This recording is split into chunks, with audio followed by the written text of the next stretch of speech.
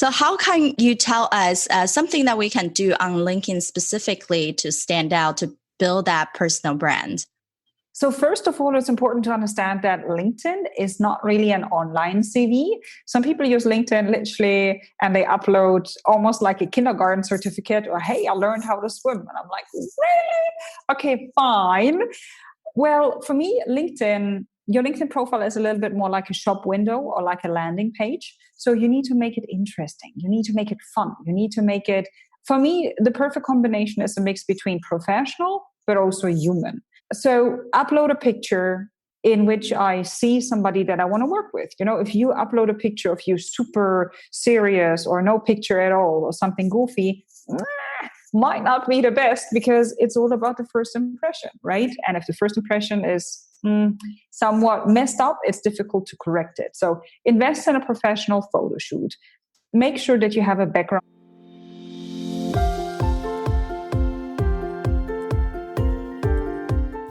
Hey there, my friend. Welcome to the Powerful and Passionate Healthcare Professionals Podcast. I'm your host, Sabrina.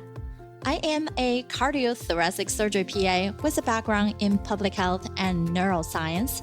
I'm also your peak performance coach.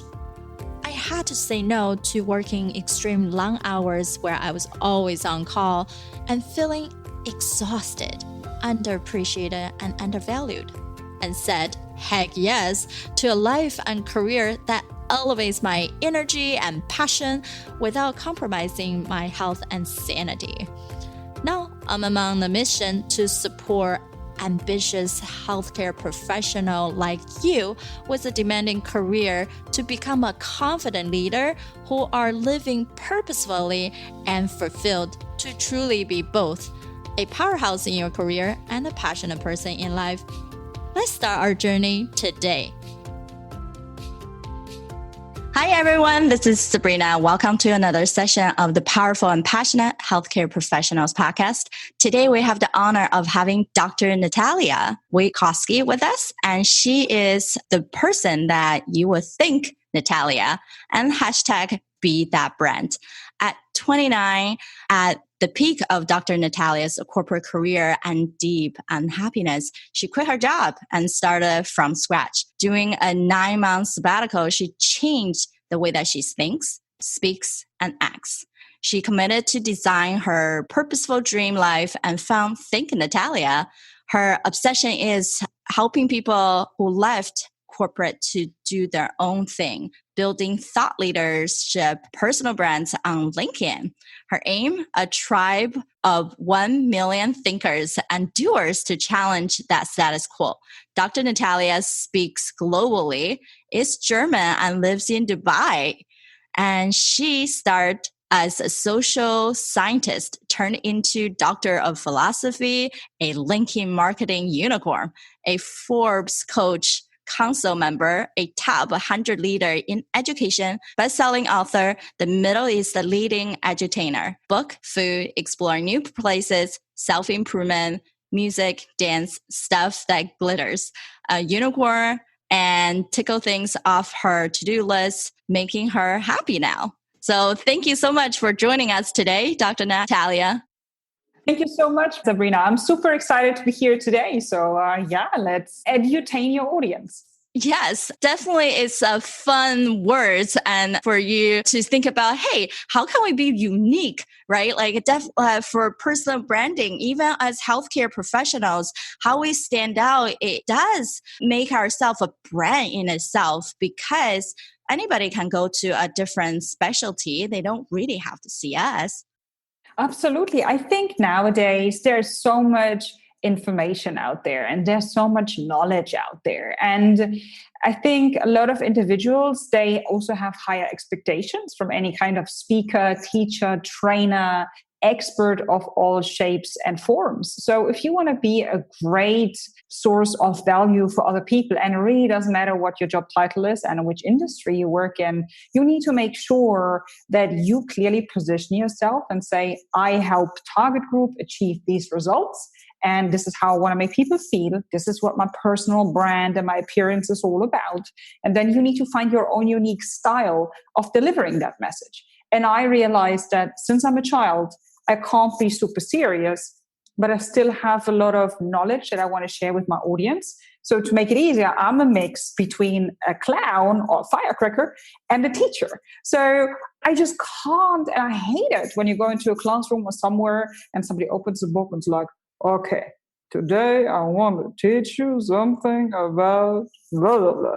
I fall asleep. So why can't we just use the beautiful skills or elements out of comedy, out of art, out of fun, and put them into teaching, into speaking, into education? And everybody will enjoy it more. And this is what I decided, you know what?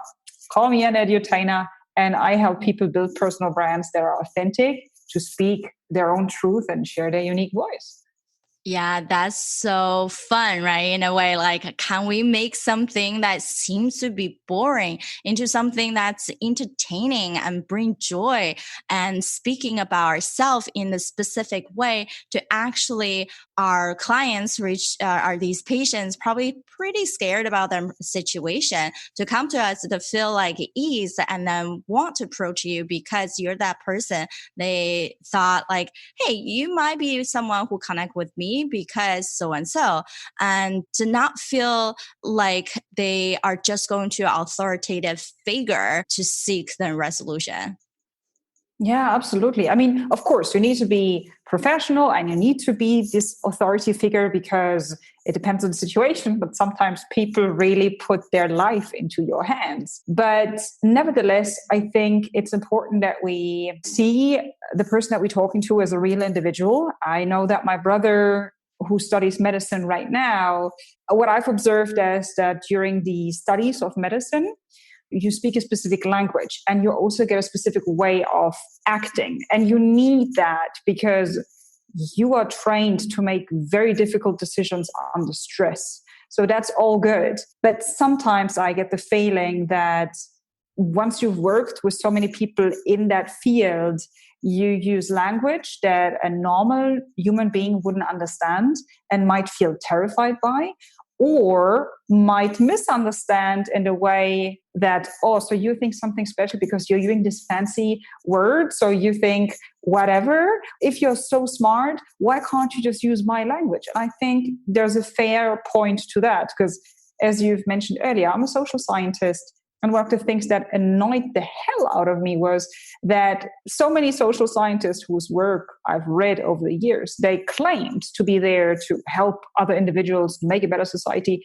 But they have, I swear to you, Sabrina, created books where one page consists out of 3 sentences. I needed 3 different colors to mark where's the main sentence, where's the side sentence, and look up 5 words in one flippant sentence. If I didn't understand these people, how do other people understand them? And this is where you have a mist or like a disconnect between the sender and the receiver. And this is when your personal brand, when your wisdom, your knowledge, and all of that just flies away. And that's sad. Why?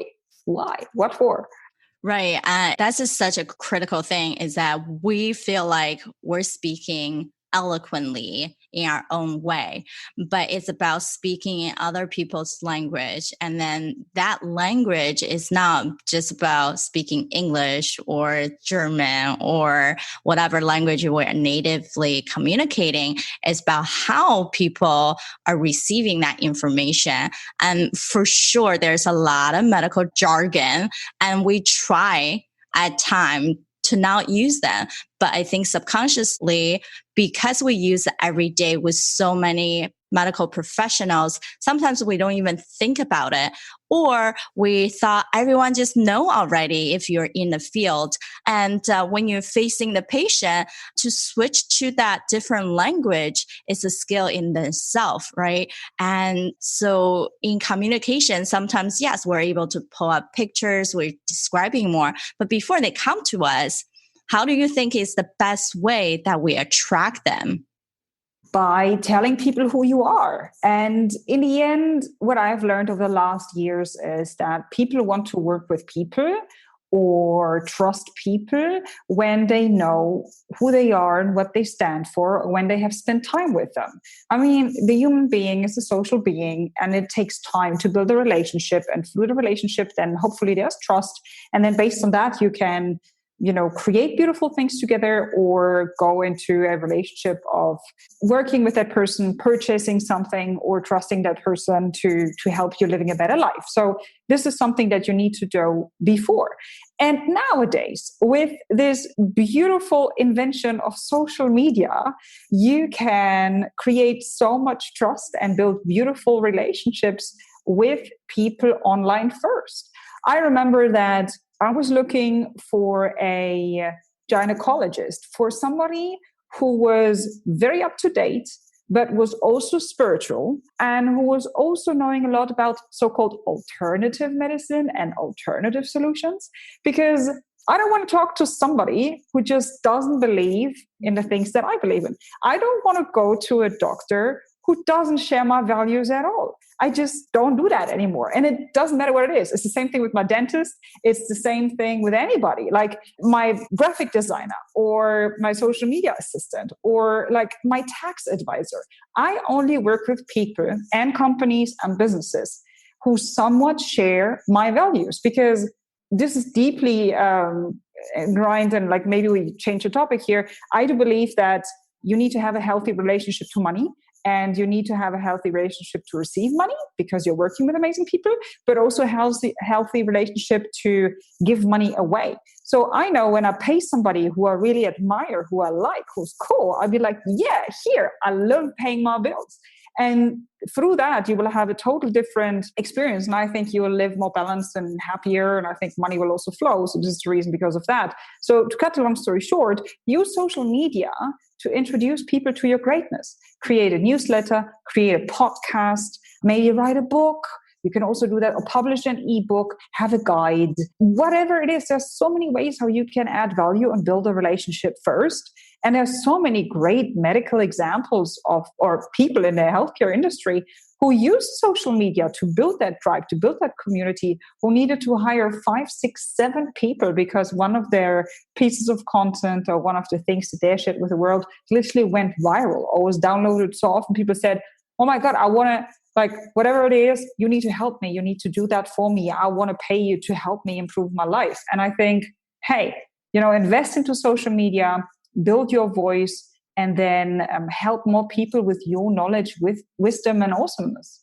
Yeah, and that's the key, isn't it? Like, we have to show ourselves to other people first, no matter what we believe in. And the other day, I was having a conversation with a client at the same time, and we said exactly that.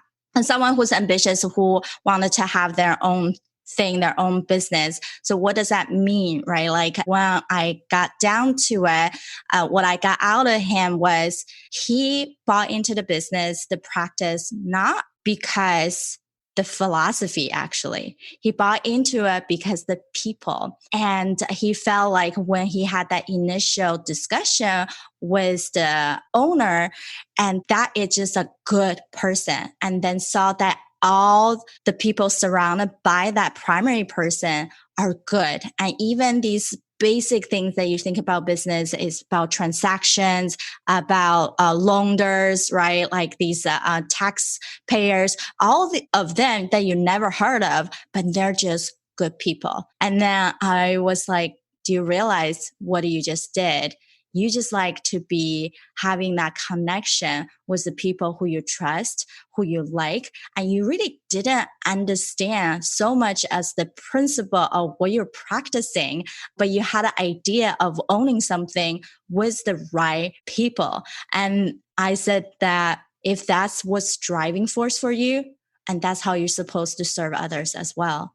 Beautiful anecdote, great story. Yes, I fully believe in that. And with the right people, you can achieve so much more and you'll have such a phenomenal time. I think, making decisions based on values and having the right people around you, so much better than going for somebody who just has the money or just has the skills. Money can be made. Skills can be learned. Having a good heart based on a lot of self-work and having values that are similar, that's the real deal. That's almost magic when you know how to use it. Right, exactly. It is magic in itself. What I call them is creating an army of walking ambassadors. And because at the end of the day, if we're pretty clear about who we are, we have the value proposition that we hold true, and then we're able to share with other people, they're more likely to help us to achieve those goals because they want to also be in a similar round of positive influence. And of course, why would anybody be so negative? And if they are, and now you know what type of toxicity you wanted to get away from. Yep, absolutely. Absolutely. So have an honest conversation with yourself, have an honest, kind of like an assessment of whom you're working with, whom you're spending time with in your business and private life, and to then be honest enough to let those people go who don't serve you anymore and vice versa, and embrace those who are there, and it will change everything. Yeah, awesome. So how can you tell us something that we can do on LinkedIn specifically to stand out, to build that personal brand? So first of all, it's important to understand that LinkedIn is not really an online CV. Some people use LinkedIn literally and they upload almost like a kindergarten certificate or, hey, I learned how to swim. And I'm like, really? Okay, fine. Well, for me, your LinkedIn profile is a little bit more like a shop window or like a landing page. So you need to make it interesting. You need to make it fun. You need to make it, for me, the perfect combination is a mix between professional, but also human. So upload a picture in which I see somebody that I want to work with. You know, if you upload a picture of you super serious or no picture at all or something goofy, might not be the best because it's all about the first impression, right? And if the first impression is somewhat messed up, it's difficult to correct it. So invest in a professional photo shoot. Make sure that you have a background picture that really tells me in which industry do you work? What kind of expert are you? Like, I mean, we all know we should never judge a book by its cover, and we shouldn't put people into boxes, but we do it anyway. It's kind of deeply wired into our human behavior. So why not playing with that and telling people, hey, I'm a healthcare professional, or I'm a so-and-so professional. Cool. Then the header, which is the sentence underneath your name, in there, please don't only mention fancy titles. If you could also tell me in one sentence what you do for whom, that will make it so much easier. Because when I see, okay, you're serving these kind of people or this target group to achieve these results, and if I'm looking for somebody like that, or one of my friends or colleagues looks for somebody, I will, take the URL of your profile and send it to somebody and say, hey, isn't that what you looked for? And that's so much easier. So that's important. Maybe one last point, use the about section to really tell your story and to make people connect with you. And maybe also mention a few things that you're proud of. But at the end, it's incredibly crucial that you use a call to action. So what do you want people to do? Do you want them to call you, send you an email, download your white paper, buy your book, simply connect with you, whatever it is? But please mention it. And that will increase the engagement rate. That will guide people towards where you want them to go. So think out of that perspective. And I'm sure that this will already make a big difference in the first step. That's so perfectly said. And those are the key 4 points. So quickly go over people are so visual, right? And so of course, the very first impression is your photo on our profile, and then it's a ring. And so it definitely need to be a really good headshot. And if we use a picture and just blow it up, and then it becomes super blurry, or if the background is too many different colors, and people's eyes probably get distracted and instead of focusing on you.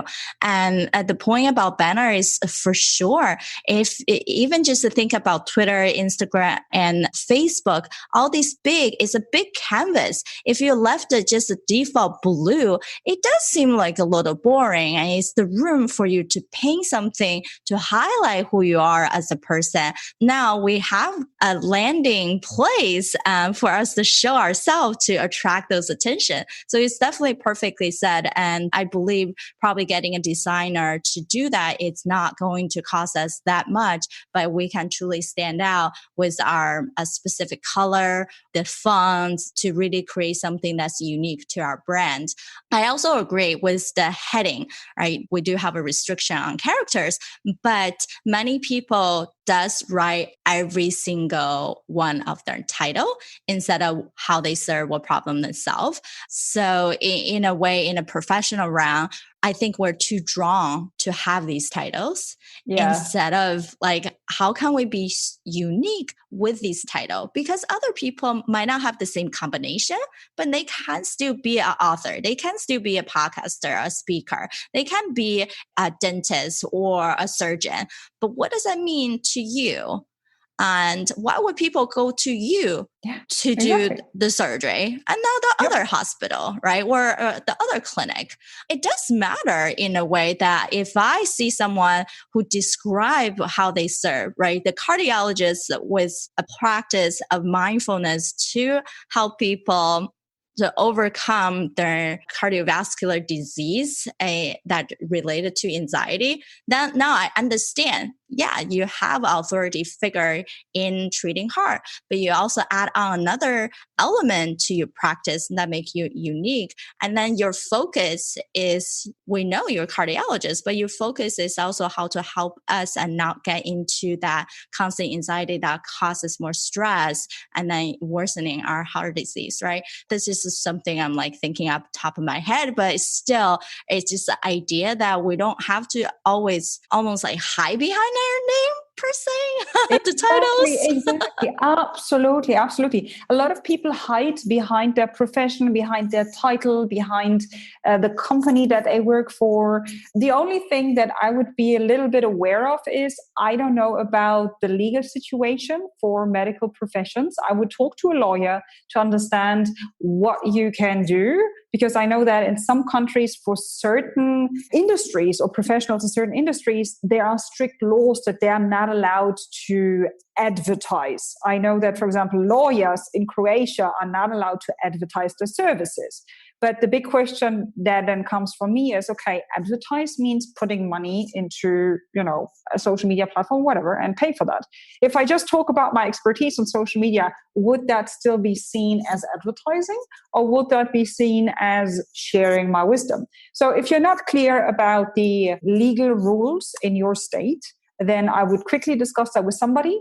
But when you are just there to literally share your wisdom, tell your story, give people concrete hacks and tips, and give people an insight into who you are, what your values are, how you work, then again, they will build a connection to you. And then it's not this faceless clinic or this another brand or another hospital who just wants to make money and just sees the patient as a number and not as a human being. If we had like people going out and telling their perspective, that will change everything.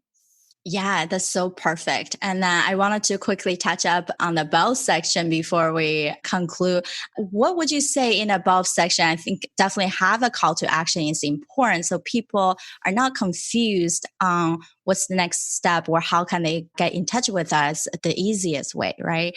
Are we saying it almost like a resume, which is a third person perspective, or we're writing it in the first person as you're talking to that person, even your best friend or your audience already? Huge fan of first person. I don't like third person at all. And I also don't like very long sentences. So maybe you can visually guide the reader a little bit and use bullet points, or maybe use a different font or use capital letters. I think that the attention span of the average human being nowadays is massively reduced. So why don't you make it easier? And as you said, speak his or her language. Tell them, why should I care? What's in it for me? Read everything through the filter of a potential client or customer or patient, and always think, so what? What's in it for me? And if it doesn't add value, if it doesn't inform, if it doesn't maybe even slightly entertain, then delete that. It should be really something that is the foundation for a potential relationship, for a potential customer-patient service relationship, however you want to call it. And it's about to introduce yourself to another human being and to make sure that, yes, I know my stuff, I'm credible, I'm professional, but hey, I'm also a human being. I'm not a God in white and I'm the best. Like first there's God and then there's me. I don't want to work with you. To be honest, I don't need that stuff. There are so many people out there. I think it doesn't matter which industry it is. Human beings with real character and with real faces, with real values. These are the people, and behind these people, the brands and the companies that will make it in the long term. Perfect. That's so crucial. How can we stand out? It means we are just another human at the end of the day. And we're special only because we're the expert in this one field. And everyone come to you have their own specialty. It might not be in medicine or might not be in this specific path that we took. And they're coming to us for help.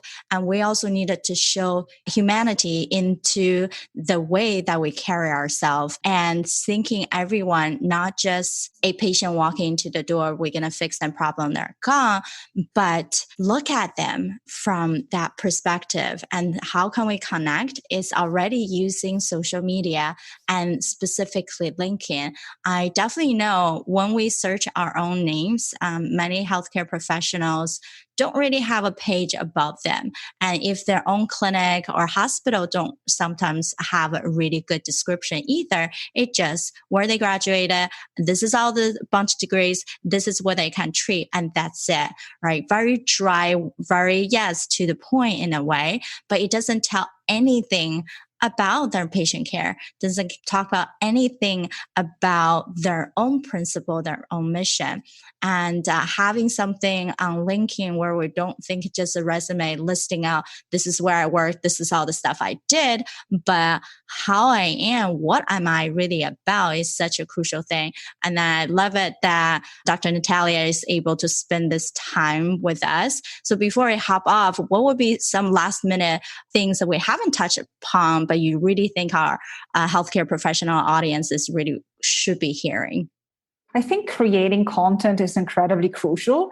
And I listen to a variety of podcasts and shows. And what I see happening more and more is that more doctors and specialists from very different kind of fields. I mean, there are people who are focused on nutrition, on cancer, on longevity, on, I don't know, on healthcare, on lifestyle and all of that. These people are also interviewed in podcasts that focus on productivity, that focus on mindfulness, that focus on even business. So I think, especially nowadays, create that brand, make sure that people know where to find you, create your own content by sharing your wisdom and expertise. And through that, you will open the door to so many free public relations opportunities. You can be invited in this podcast, on that online summit, in this show on YouTube or whatever it is.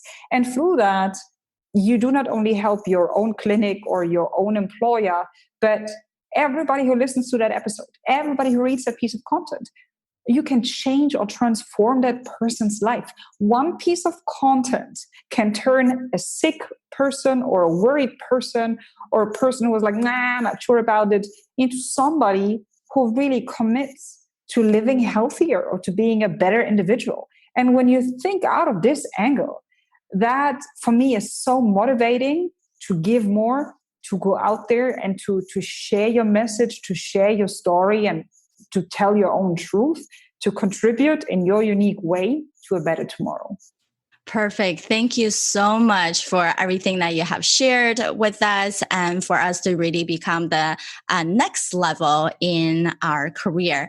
And how would people find you if they wanted to get in touch with you? Any resources you'd like to share with people? Sure. So either on LinkedIn, because as you said, people call me a LinkedIn marketing unicorn. So LinkedIn is my home platform. If you want to know more about who I am and what I do, I've recently published a book. It's called Personal Branding with LinkedIn. It's out on Amazon for just $14. So everybody can afford it. Everybody can read it. I kept it short, but to the point. And in there, you get a step-by-step guide on how to literally start from scratch and take the first 5 steps to really get more visibility, generate leads, turn into a great storyteller, and get more visibility. Thank you so much for that. And we'll definitely have the link to your Amazon book in our show note. And thanks everyone for listening in today, and truly appreciate Dr. Natalia for sharing her wisdom, for being a unicorn. Thank you so much, Sabrina. It was a pleasure to speak with you.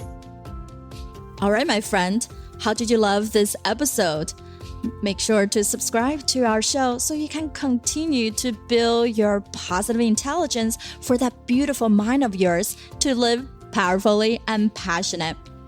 I know this is just the tip of the iceberg. You probably have a lot more questions on actually how do I implement those things into my own life? Well, this is the solution.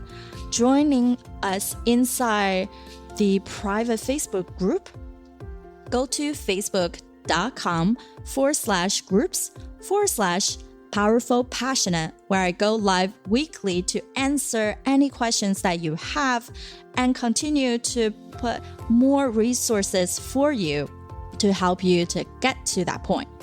You can be both powerful and passionate, where you're no longer working on any mundane work and truly focusing on the things that matter.